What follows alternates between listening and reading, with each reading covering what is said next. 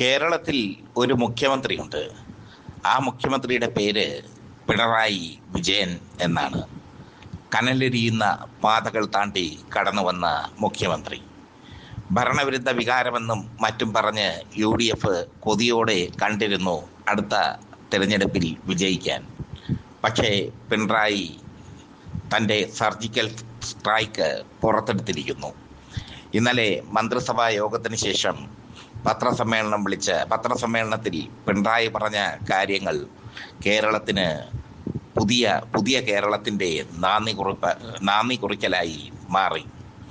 ക്ഷേമ പെൻഷൻ 2000 വർദ്ധിപ്പിച്ചു. UDFന് ഒന്നും പറയാനില്ല അതേപ്പറ്റി. വനിതകൾക്ക് തൊഴിൽ രഹിതരായ വനിതകൾക്ക് പിങ്ക് കാർഡുള്ളവർക്കും മഞ്ഞ കാർഡുള്ളവർക്കും 1000 രൂപ പ്രതിമാസം നൽകാൻ തീരുമാനിച്ചു. യുവാക്കൾക്ക് തൊഴിൽ രഹിതരായ 5 ലക്ഷം യുവാക്കൾക്ക് 1000 രൂപ നൽകാൻ തീരുമാനിച്ചു. അതിലൊക്കെ ഉപരിയാണ് ആശാ വർക്കർമാരുടെ ഓണറേറിയം ഉയർത്തിയത്. ഇപ്പോൾ അവരുടെ ശമ്പളം മാസം 14,200 രൂപയായി മാറി. 3,500 രൂപയാണ് അവർക്ക് കേന്ദ്ര സർക്കാർ അനുവദിച്ചിരിക്കുന്നത്. അവിടെ നിന്നാണ് അവർക്ക് 14,200 രൂപ ഇനി കിട്ടാൻ പോകുന്നത്. അപ്പോൾ ആശാ വർക്കർമാരുടെ സമരത്തിനും ഇനി വലിയ പ്രസക്തിയില്ല. ഇതാണ് പിണറായി മാജിക്. ഇതാണ് പിണറായിയുടെ സർജിക്കൽ സ്ട്രൈക്ക്.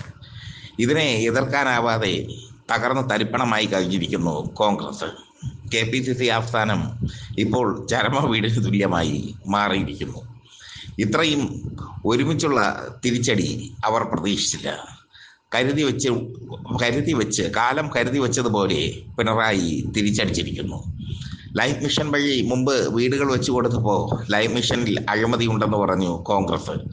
പക്ഷേ അതിൻ്റെ ഗുണഭോക്താക്കളായി മാറിയത് നിരവധി പാവങ്ങൾ. അങ്ങനെ പിണറായി 2ാം തവണയും അധികാരത്തിൽ വന്നു. അപ്പോൾ കിറ്റ് കൊടുത്താണ് അധികാരം നേടിയതെന്ന് UDF പറഞ്ഞു. ഇപ്പോൾ കിറ്റുമല്ല, മറ്റ് മാജിക്കുമില്ല. വികസനം എന്താണോ ആ വികസനം ജനങ്ങളുടെ വികസനമാകണം എന്നുള്ളതാണ് പിണറായിയുടെ നയമെന്ന് തെളിയിച്ചിരിക്കുന്നു. വലിയ അവകാശവാദങ്ങളൊന്നും ഇതിൽ പിണറായി കാണിച്ചില്ല. അവകാശവാദങ്ങളില്ലാതെ, വലിയ ഒച്ചപ്പാടുകളില്ലാതെ വൻപിച്ച പരിഷ്കാരമാണ് പിണറായി നടത്തിയിരിക്കുന്നത് കേരളത്തിൽ. ക്ഷേമ പെൻഷൻ 2000 ആക്കിയതോടുകൂടി ഒരു വിഭാഗം ജനങ്ങൾക്ക് അത് ആശ്വാസത്തിൻ്റെ കൈത്താങ്ങായി മാറി. ഇപ്പോൾ പറയും ഉമ്മൻചാണ്ടിയാണല്ലോ ക്ഷേമ പെൻഷൻ വർദ്ധിപ്പിച്ചതെന്ന്. ഉമ്മൻചാണ്ടി വർദ്ധിപ്പിച്ച കണക്കല്ലല്ലോ പിണറായി വിജയൻ വർദ്ധിപ്പിച്ചിരിക്കുന്നത്. UDFുകാർ ഒന്നും പറയാനാവാതെ നിൽക്കുകയാണ്. അവർക്ക് പറയാനുള്ളത് ഉമ്മൻചാണ്ടിയുടെ ഭരണകാലത്തെ നേട്ടങ്ങൾ മാത്രമാണ്. അതിനപ്പുറം ഒന്നുമില്ല.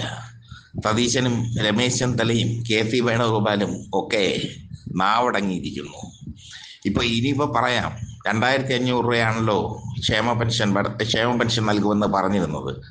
ചിലപ്പോൾ 2,600 രൂപ പിണറായി നൽകും. അതോടുകൂടി ആ നാവും അടയും. എന്തായാലും KPCC ആസ്ഥാനം തോൽവിയുടെ ആസ്ഥാനമായി മാറിയിരിക്കുന്നു. ഇപ്പോഴേ ഇലക്ഷന് തോറ്റ പോലെയാണ് കോൺഗ്രസ്സുകാർ. കാരണം തമ്മിലടി കാരണം നിൽക്കാൻ വയ്യ. അതൊരു വശത്ത് തമ്മിലടി രൂക്ഷമാകുകയാണ് കോൺഗ്രസിൽ. കൂട്ടപ്പൊരിച്ചിലാണ് കോൺഗ്രസിൽ നടക്കുന്നത്. KPCC അധ്യക്ഷൻ പറയുന്നതെന്നും KPCC അംഗങ്ങൾ കേൾക്കാത്ത അവസ്ഥ. ജംബോ കമ്മിറ്റി ഉണ്ടാക്കി വെച്ചിട്ട് ചലിക്കാനാവാത്ത അവസ്ഥ. ഉപ്പുവെച്ച കലം പോലെയായി ജംബോ കമ്മിറ്റി വന്ന ശേഷമുള്ള കോൺഗ്രസിൻ്റെ അവസ്ഥ. അതിനിടയിലാണ് കോൺഗ്രസിൻ്റെ ശവപ്പെട്ടിയിൽ അവസാന ആണിയും അടിച്ച് പിണറായി വിജയൻ കേരളം കണ്ട ഏറ്റവും മികച്ച മുഖ്യമന്ത്രിയായി മാറിയിരിക്കുന്നത്. എല്ലാം കൃത്യമായി കണക്ക് കൂട്ടി പിണറായി വിജയൻ ജനങ്ങൾക്ക് നൽകിയിരിക്കുന്നു.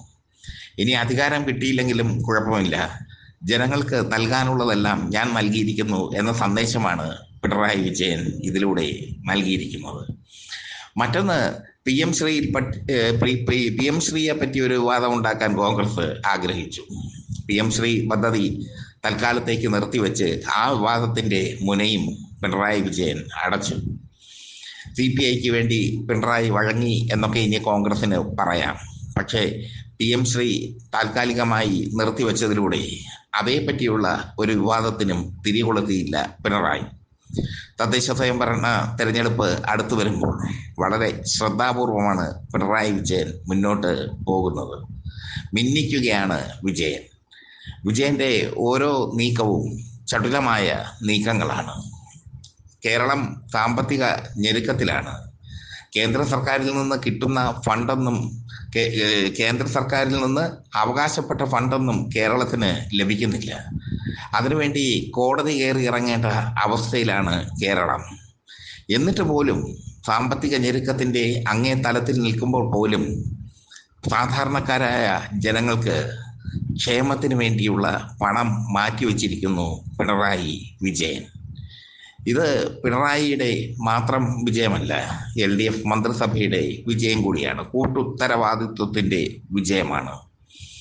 UDFന് ചിന്തിക്കാൻ പോലും പറ്റാത്ത ഉത്തരവാദിത്വത്തോടുകൂടി പിണറായിയുടെ ടീമും പ്രവർത്തിച്ചിരിക്കുന്നു.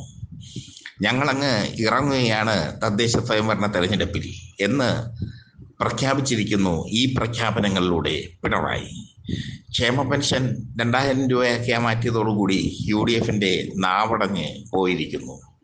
മാത്രമല്ല, വനിതകൾക്ക് തൊഴിലില്ലാതെ വീട്ടിലിരിക്കുന്ന വനിതകൾക്ക് മാസം 1000 രൂപ ഓണറേറിയമായി കൊടുക്കാൻ തീരുമാനിച്ചിരിക്കുന്നു. പിങ്ക് കാർഡും മഞ്ഞ കാർഡും ഉള്ളവർക്ക് അത് ലഭിക്കും. തൊഴിലില്ലാത്ത യുവാക്കൾക്ക് 1000 രൂപ. 5 ലക്ഷം പേർ അതിൻ്റെ ഗുണഭോക്താക്കളായി മാറും എന്ന് പറയുമ്പോൾ എന്തുമാത്രം കരുതലോടെയാണ് മുഖ്യമന്ത്രി പ്രവർത്തിക്കുന്നത് എന്ന് മനസ്സിലാക്കണം. ആശാവർക്കർമാരുടെ സമരത്തിനും ഇനി അർത്ഥമില്ല. ഓണറേറിയം വർദ്ധിപ്പിക്കണം എന്നാവശ്യപ്പെട്ടാണല്ലോ അവർ സമരം ചെയ്തത്. അവർക്ക് 14,200 രൂപ മാസം ലഭിക്കുന്നു. കേന്ദ്രം നൽകുന്നത് 3,500 രൂപ മാത്രം. അവിടെ നിന്ന് അവർക്ക് ലഭിക്കുന്നത് 14,200 രൂപ. തെരഞ്ഞെടുപ്പ് അടുത്ത തെരഞ്ഞെടുപ്പ് വരെ ആശാവർക്കർമാർ സമരം ചെയ്യും എന്നാണ് സൂചന. പക്ഷേ ഇനി സമരം ചെയ്യാൻ ആശാവർക്കർമാർക്ക് ആളെ കിട്ടുമോ എന്ന് അറിയേണ്ടിയിരിക്കുന്നു. ആശാവർക്കർമാരുടെ സമരം സ്പോൺസർ ചെയ്തത് FECI ആണ്. FECI നേതാവ് മിനിയാണ് ആശാവർക്കർമാരുടെ സമരത്തിന് എല്ലാവിധത്തിലുള്ള ഊർജവും വളവും ഒക്കെ നൽകുന്നത്. പക്ഷേ അവർക്കും ഇനി മിണ്ടാട്ടമില്ലാത്ത ഒരവസ്ഥ. സെക്രട്ടേറിയറ്റിൽ സമരം ചെയ്യുന്ന ആശാവർക്കർമാരുടെ എണ്ണം കുറഞ്ഞ് പോയിക്കൊണ്ടിരിക്കുന്നു.